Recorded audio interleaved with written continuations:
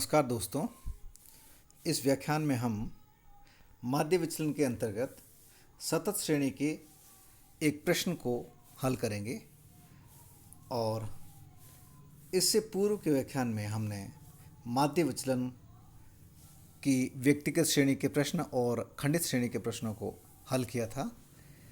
यद्यपि खंडित श्रेणी और सतत श्रेणी में माध्य विचलन निकालने की एक ही सूत्र है, चाहे वो प्रत्यक्ष विधि हो तो खंडित श्रेणी और सतत श्रेणी का सूत्र एक है, और यदि लघु विधि है तो भी खंडित श्रेणी में और सतत श्रेणी में सूत्र एक जैसा ही है। यद्यपि प्रत्यक्ष विधि और लघु विधि दोनों के सूत्र अलग अलग हैं। यहाँ पे हमें ये ध्यान रखना होगा कि यदि हम प्रत्यक्ष विधि को अपना रहे हैं, प्रत्यक्ष विधि का सूत्र लगा रहे हैं, तो पूरी प्रोसेस प्रत्यक्ष विधि की ही होनी चाहिए।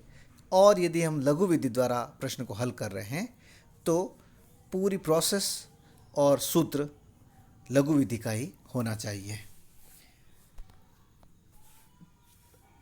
खंडित श्रेणी में जब हम प्रश्न हल करते हैं माध्य विचलन का, तो सबसे पहले यदि समांतर माध्य से ज्ञात करते हैं तो f और x का गुणा करके उसकी जोड़ करने के बाद n का भाग देते हैं तो x बार अर्थात समांतर माध्य ज्ञात हो जाता है। और उसके बाद हम उस समांतर माध्य से x अर्थात मूल पदों के साथ अंतर ज्ञात कर लेते हैं, यानी dx bar is equal to x minus x बार।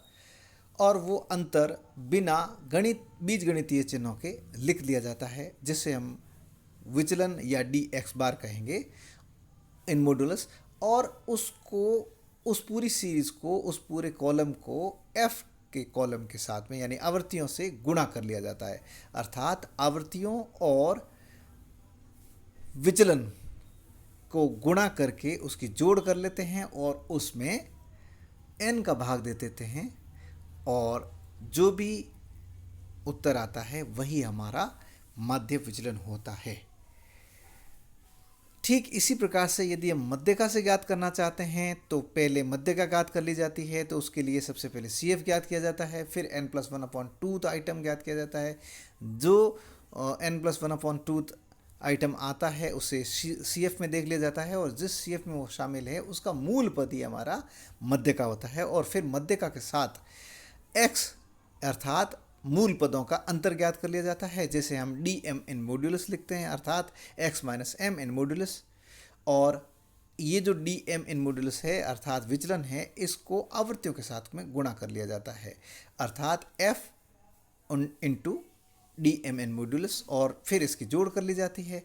जो जोड़ आती है वो समेशन fdm कहलाती है, समेशन fdm इन मॉड्यूलस। और उसमें n का भाग दे दिया जाता है। जो भी उत्तर आता है वही हमारा माध्य विचलन होता है। लेकिन जब हम प्रश्न सतत श्रेणी का लेते हैं और सतत श्रेणी की बात करते हैं तो उसके अंतर्गत फ्रीक्वेंसी होती है, लेकिन वो मूल पदों के साथ अर्थात x के साथ नहीं दी होती है, वर्गांतरों के साथ दी होती है। तो पहले हमें वर्गांतरों से मध्य बिंदु ज्ञात करके उसे x मानना पड़ता है, मध्यमान ज्ञात करके x मानना पड़ता है। उसके बाद में हमारे पास में f भी होता है और x भी होता है। बाकी सारी प्रोसेस वही रहती है जो कि खंडित श्रेणी में होती है। अब हम इस प्रश्न को लेते हैं जो आपके सामने दिखाई दे रहा है। ये जो प्रश्न है यह है निम्नांकित समंग श्रेणी में प्रत्यक्ष एवं लघु रीति द्वारा माध्य विचलन समांतर माध्य को आधार मानकर ज्ञात कीजिए। यहाँ पे इस प्रश्न को समांतर माध्य से, पहली बात तो ये है समांतर माध्य को आधार मानना है और उससे माध्य विचलन ज्ञात करना है। और दूसरा है प्रत्यक्ष विधि और लघु विधि, यानी डायरेक्ट मेथड और शॉर्टकट मेथड, दोनों ही तरीकों से, दोनों ही रीतियों से हमें समांतर माध्य की सहायता से माध्य विचलन ज्ञात करना है। अब आगे चलते हैं, अर्थात इसमें हम दोनों विधियों से माध्य विचलन को ज्ञात करेंगे। लेकिन सांख्यिकी माध्य हमारा एक ही है, सांख्यिकी माप हमारा जो आधार हमारा है वो एक ही है। इसमें मध्य का और बहुलक नहीं दिया है, केवल समांतर माध्य की सहायता से हमको ज्ञात करना है। आगे चलते हैं। तो इसका मतलब ये होगा कि खंडित श्रेणी में जब हम ज्ञात किया था उसी तरह से इसको ज्ञात करना, लेकिन प्रश्न कैसे दिया है वो भली बात है समझ ले। मैं हमेशा ये कहता हूँ क्लास में, जब भी हमारी क्लास होती है तो मैं सबसे पहले ये कहता हूँ, सांख्यिकी में जब भी आप प्रश्न हल करो तो सबसे पहले ये देखो कि प्रश्न किस प्रकार पूछा गया है, कौन सी श्रेणी का प्रश्न है। अर्थात प्रश्न को पहले भली भांति पढ़ो, समझो और फिर उसमें सोचो कि कौन सी विधि अपनानी है और कौन से सूत्र लगाने हैं। फिर आप विधि और सूत्र चयन कर लीजिए, उसके बाद में सूत्र लिख लीजिए, या एक जगह रफ में लिख दीजिए या फिर एक जगह सबसे पहले ही लिख दीजिए। उस सूत्र के अनुसार ही हमको कॉलम बनाने होते हैं, उतने ही हमको कॉलम बनाने होते हैं, उतने ही हमको स्तंभ या उतनी ही हमारी प्रोसेस होती है लंबी। उसके बाद उस प्रोसेस के आधार पे जो हमें सूत्र में जो चाहिए होते हैं, जो भी कंपोनेंट्स हमें चाहिए होते हैं, वो सारे कॉलम के आधार पर प्राप्त कर लिए जाते हैं, फिर सूत्र में रखकर उसको हल किया जाता है। तो इस प्रश्न में भी हमें क्या देखना है, सबसे पहले हमने प्रश्न पढ़ लिया है। प्रश्न था कि हमको माध्य विचलन ज्ञात करना है, उसका आधार समांतर माध्य होगा। और रीति कौन सी है? रीति है प्रत्यक्ष रीति और लघु रीति, अर्थात माध्य विचलन समांतर माध्य को आधार मानकर ज्ञात करना है और दोनों ही रीतियों से ज्ञात करना है, अर्थात ये दो भागों में अलग अलग होगा। लेकिन प्रश्न ये तो हुआ, प्रश्न पूछा गया, लेकिन अब जो सूचनाएं दी हुई है वो देखिए वो किस प्रकार से है, क्या वो सीधी सीधी है या कुछ फेरबदल है उसमें। तो सबसे पहले हमने सूचना को देखा तो पता चला कि दो कॉलम, दो रो दी हुई है, दो रो अर्थात दो पंक्तियाँ दी हुई है, जिसमें पहले में 10, 20, 30, 40, 50, 60, 70 लिखा हुआ है, दूसरे में 10, 25, 50, 75, 85, 95 और 100 लिखा हुआ है। दिखने में ऐसा लग रहा है कि दो कॉलम हैं, अर्थात ये खंडित श्रेणी का प्रश्न हो सकता है, क्योंकि इसमें दो पंक्तियाँ ही हैं और खंडित श्रेणी में दो पंक्तियाँ होती है। लेकिन इसको गौर से देखिए, जब खंडित श्रेणी होती है उसमें हमारा जो प्रश्न होता है उसमें से कम या से अधिक या मध्यमान मध्य बिंदु ऐसे नहीं लिखा होता, उसमें लिखा होता है मूल पद, पद, एक्स या प्राप्तांक या विद्यार्थियों की ऊंचाई, विद्यार्थियों का भार या पेड़ों की ऊंचाई, इस तरह के कुछ भी लिखा होता है और उसके साथ में उससे संबंधित आवृत्तियां दी हुई होती है। यहाँ पे गौर कीजिए, क्या ऐसा कुछ लिखा हुआ है? एक्स लिखा हुआ है? नहीं लिखा हुआ है। इसमें लिखा हुआ है से कम अंक, अर्थात जो आपको 10 लिखा हुआ है, 10 से कम अंक कितने हैं? परीक्षार्थियों की संख्या 10 है। अर्थात अगला क्या है? 20 से कम 25 है। इसका मतलब ये हुआ है कि ये मूल पद नहीं है, अर्थात 10 से कम, यानी कि 10 से कम 0 से लेके 10 तक है ये। फिर है 20 से कम, इसका मतलब है 20 में सभी विद्यार्थियों की संख्या शामिल कर दिए, अर्थात 0 से 10 तक तो कितने हैं? 10 विद्यार्थी, यानी 10 तक तो 10 विद्यार्थी हो चुके हैं, लेकिन 20 तक कुल कितने विद्यार्थी है? 25 विद्यार्थी। इसका मतलब ये होगा कि 10 से 20 के बीच में कितने हैं? 25 - 10, क्योंकि 10 तक 10 आ चुके थे, तो 10 और 20 के बीच में, ये 10 और 25 के बीच में जो अंतर है वही होगा, अर्थात 15।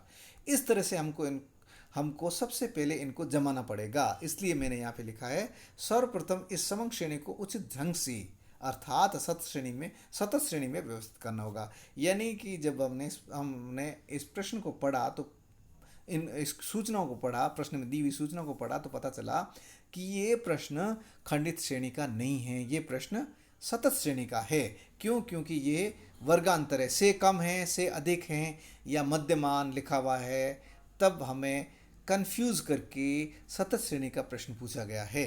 तो हमें सबसे पहले क्या करना पड़ेगा? से कम को वर्गांतर में बदलना पड़ेगा। साथ साथ एक और चीज़ देखनी पड़ेगी कि परीक्षार्थियों की जो संख्या है वो भी फ्रीक्वेंसी नहीं है सीधी सीधी, ये क्या दे दी है? ये CF दे दी है, संचयी आवृत्ति दे दी है। तो हमें इस संचयी आवृत्ति से आवृत्तियां ज्ञात करनी पड़ेगी, अर्थात सबसे पहले हमें इस समंग श्रेणी को उचित ढंग से व्यवस्थित करना पड़ेगा, सतत श्रेणी में बदल कर लिखना पड़ेगा।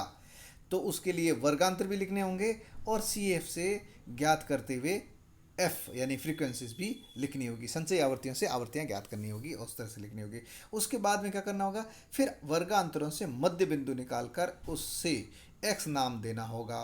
फिर एफ और एक्स का गुणा करके समांतर मध्य एक्स बार ज्ञात करना होगा। और उसके बाद में यदि हम प्रत्यक्ष विधि से हल कर रहे हैं तो प्रत्यक्ष विधि का सूत्र लिखकर उसके आधार पर हमको हल करना होगा। और यदि हम लघु रीति अपना रहे हैं तो लघु रीति का सूत्र अपनाते हुए, उसकी प्रोसेस अपनाते हुए उसको हल करना पड़ेगा।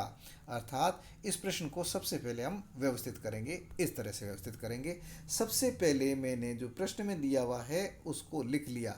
अब मैं यहाँ पे बताना चाहूँगा, ये प्रत्यक्ष विधि द्वारा हम माध्य विचलन की गणना कर रहे हैं। लघु रीति द्वारा प्रश्न का हल अगले लेक्चर में करेंगे। तो सबसे पहले मैंने दिए हुए प्रश्न को इस तरह से लिख दिया है, यहाँ पे जो रेड पेन से लिखा हुआ है और रेड गोले से मैंने दिखा दिया। से कम अंक 10, 20, 30, 40, 50, 60, 70 और परीक्षार्थियों की संख्या है 10, 25, 50, 75, 85, 95 और 100। यानी कुल परीक्षार्थी 100 है और इन्होंने 0 से लेकर 70 तक अंक ही प्राप्त किए हैं। हो सकता है वो 70 अंक का प्रश्न पत्र हो या फिर 100 अंक का हो, जितने का भी हो, लेकिन विद्यार्थियों ने 0 से लेकर 70 तक अंक प्राप्त किए हैं और कुल विद्यार्थी 100 है। इसका मतलब n जो है फ्रीक्वेंसियों की जोड़ यानी n जो है वो 100 होगा। देखिए ये आगे लिखा हुआ भी है। एक तो ये तय हो गया। दूसरा, अंक कहाँ से कहाँ तक है, 0 से लेकर 70 तक है। अब इनको हम विस्तारित करेंगे वर्ग अंतराल में, इस तरह से बनाएंगे। तो सबसे पहला वर्ग जो बनेगा वो कितना है, 10 से कम, यानी हमने यहाँ पे 10 लिख दिया। फिर इस तरह से 20 से कम है तो ऐसे 20 लिख दिया। फिर 30 से कम, इस तरह से जो बड़ी आवर्तियाँ बड़ी एक्सक्यूज मी ये जो बड़ी सीमाएं हैं वो ये लिखी हुई। से कम यानी कि इससे कम है, इससे कम है, इससे कम है, तो ये L2 यहाँ पे दी हुई है, तो L2 यहाँ पे मैंने इस तरह से लिख दी। तो से कम कितना है, सबसे पहला 10 से कम यानी कि 0 से 10। उसके बाद 10 तक यहाँ आ चुका है तो अगली जो वर्ग होगा वो कहाँ से शुरू होगा, 10 से 20। इसी तरह से हम आगे बढ़ते जाएंगे। अर्थात पहला 0 से 10 हो जाएगा, दूसरा 10 तक आ चुका था यहाँ पे इसलिए 10 से 20। फिर तीसरा क्या होगा, 20 तक यहाँ आ चुका है दूसरे वर्ग में, फिर 20 से 30, फिर 30 से 40, फिर 40 से 50, 50 से 60 और 60 से 70, 70 तक ही विस्तारित है इसलिए 70। उसके बाद हम क्या करेंगे, इससे संबंधित आवर्तियाँ लिखेंगे। तो 0 से 10 यानी 10 तक कितनी आवर्तियाँ थी, 10 एज इट इज मैंने लिख दी। दूसरे वर्ग के लिए कितनी है, 10 तक थी 10, लेकिन 20 तक है कुल 25, तो 10 तक की हमने यहाँ लिख दी। तो बाकी कितनी रहेगी, 10 से 20 में यहाँ जो अंतर है वो 10 और 25 में जो अंतर होगा वो हम यहाँ पे लिख देंगे। अर्थात इन दोनों के बीच में 10 और 20 के बीच में कितना अंतर है, 10 और 25 के बीच में जो अंतर होगा वो होगा अर्थात 15। इसी तरह से हम आगे चलेंगे।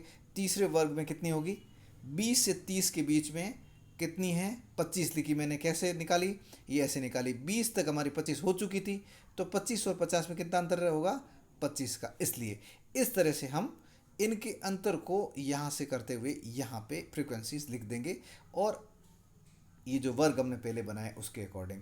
अब हमारे पास में क्या हो गया, सतत श्रेणी हमारे पास में हो गई और इन फ्रीक्वेंसीज की जोड़ करी तो 100 आ गई। अर्थात हमारा जो n है वो 100 है। कुल 100 विद्यार्थी है जिन्होंने 0 से लेकर 70 तक अंक प्राप्त किए। इसको हम सरल शब्दों में इस तरह से कह सकते हैं। अब हम आगे बढ़ते हैं। अब चूंकि हमें सबसे पहले ज्ञात करना है, x बार ज्ञात करना है, समांतर माध्य से हमको माध्य विचलन की गणना करना है, इसलिए x बार ज्ञात करना है। तो x बार का जो सूत्र होता है समेसन fx अपॉन n, जो गोले में दिखाई दे रहा है आपको, यह x bar is equal to summation fx upon n। तो हमें क्या चाहिए, f x का गुणा करके उसकी जोड़। तो f हमारे पास में है लेकिन x नहीं है, तो x ये प्रत्यक्ष विधि द्वारा है। तो x कैसे ज्ञात करेंगे, x के लिए वर्गांतर के बीच के बिंदु को निकालकर हम x मान लेंगे। तो वर्गांतरों के बीच का बिंदु क्या है, 0 और 10 के बीच में 5, 10 और 15 के बीच में 15, 10 और 20 के बीच में 15। इस तरह से हम इन वर्गों के बीच के बिंदु को, मध्य के बिंदु को, जो लिखा मैंने मध्यमान ज्ञात करते हुए वर्गों के बीच के बिंदु को, मध्य के बिंदु को, मध्यमान को ज्ञात करते हुए यहाँ लिख देंगे। तरीका मैंने पहले बताया था, 10 हर एक वर्ग के दोनों सीमाओं को जोड़कर 2 का भाग देते हैं। 0 + 10 कितने हो गए? 10। 10 में 2 का भाग दिया 5। इसी तरह से 10 + 20 कितने? 30। 30 में 2 का भाग दिया 15। इस तरह से हम मध्य बिंदु ज्ञात कर लेंगे। और एक बार ज्ञात कर लिया उसके बाद में चूंकि 10-10 का अंतराल यहाँ पे है तो 10-10 का अंतराल यहाँ पे भी होगा। 5, 15, 25, 35, 45, 55 और 65। इस तरह से हमारा x हो जाएगा। फिर हम f और x का गुणा कर लेंगे और यहाँ पे लिख देंगे, और गुणा करने के बाद इसकी जोड़ कर लेंगे जो कि क्या कहलाएगी? समेशन fx कहलाएगी। अर्थात हमने f और x का गुणा किया, 10 और 5 को गुणा किया 50 आए, 15 और 15 को गुणा किया 225। इस तरह से हमने ये गुणा किया और fx प्राप्त कर लिया। fx की जोड़ कर ली तो 3100 आई। समेशन fx कहलाएगा 3100। फिर हमने 3100 में n का भाग दिया, इस n का, तो 31 आ गए, यानी कि x बार हमारा 31 है। x bar is equal to 31। x bar 31 से अब हम विचलन लेंगे। असली काम शुरू अब हुआ है। माध्य विचलन के लिए प्रत्यक्ष विधि द्वारा जो असली काम है वो अब शुरू हुआ है। ये जो 2 कॉलम अंतिम है ये माध्य विचलन की गणना के लिए है। अभी जो कॉलम निकाला था इससे पहले fx, ये समांतर माध्य की गणना के लिए निकाला था। और अब हम आगे बढ़ते हैं और हम क्या करेंगे? 31 से इस x के साथ में अंतर ज्ञात कर लेंगे। तो 5 - 31 कितने हो गए? माइनस का 26। चूंकि हमें मॉडुलस में लिखना है, अंतरों को केवल अंतरों को लिखना है, माइनस प्लस को हम नहीं लिखेंगे। बीजगणितीय को चिन्हों को माध्य विचलन के अंतर्गत छोड़ दिया जाता है। तो 5 में से 31, दोनों में अंतर है 26। 15 और 31 के बीच 16 का, 25 और 31 के बीच अंतर है 6 का। इस तरह से हमने अंतर ज्ञात कर लिया और ये जो अंतर है वो विचलन कहलाएगा, dx बार इन मॉडुलस। और फिर हम क्या करेंगे? f और इस f का और इस dx बार का गुणा कर लेंगे और एक कॉलम बना लेंगे। 10 को 26 से गुणा किया 260, 15 को 16 से गुणा किया 240। इस तरह से हम गुणा करके यहाँ पे ये पूरा कॉलम बना लेंगे और फिर इसकी जोड़ कर लेंगे। ये जो जोड़ होगी वो जोड़ कहलाएगी समेशन f dx बार इन मॉडुलस, जो कि 1300 आ रही है। ये हम क्यों करेंगे?